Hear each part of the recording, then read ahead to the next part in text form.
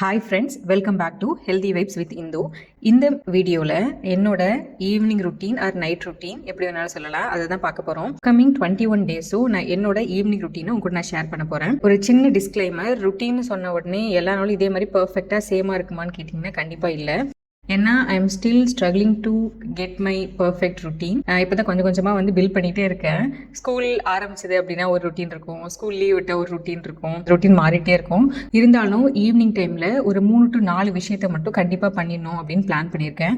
வாரத்தில் சில நாட்கள் வந்து பயங்கர எந்துவாயி எல்லாம் பண்ணுவேன், சில நாள் வந்து ஒன்றுமே பண்ணாத விட்டுருவேன். ரொம்ப ஹையாகவும் இல்லாமல் ரொம்ப லோவும் இல்லாமல் ஒரு மீடியம் ரேஞ்சில் மெயின்டைன் பண்ணலாம் அப்படின்னு பிளான் பண்ணியிருக்கேன். என்னோட ஈவினிங் வந்து அரௌண்ட் 6 to 6:30 ஸ்டார்ட் ஆகும். உடனே வீடு கிளீனிங்லேருந்து ஆரம்பிப்பேன். வீட்டை ஃபுல்லாக க்ளீன் பண்ணிட்டு அதுக்கப்புறம் தான் விளக்கேற்றுவேன். ஸோ விளக்கேற்றி முடிச்சதுக்கப்புறம் வாக்கிங் கிளம்பியாச்சு. ஒரு வாரத்தில் ஒரு 4 to 5 days மேக்ஸிமம் பண்ணுவேன், அவ்வளோதான். ஆனால் இனிமேட்டு வந்து ரெகுலராக பண்ணலாம் அப்படின்னு பிளான் பண்ணியிருக்கேன். இது வந்து ஒரு 3 கிலோமீட்டர் நடந்திருப்பேன்.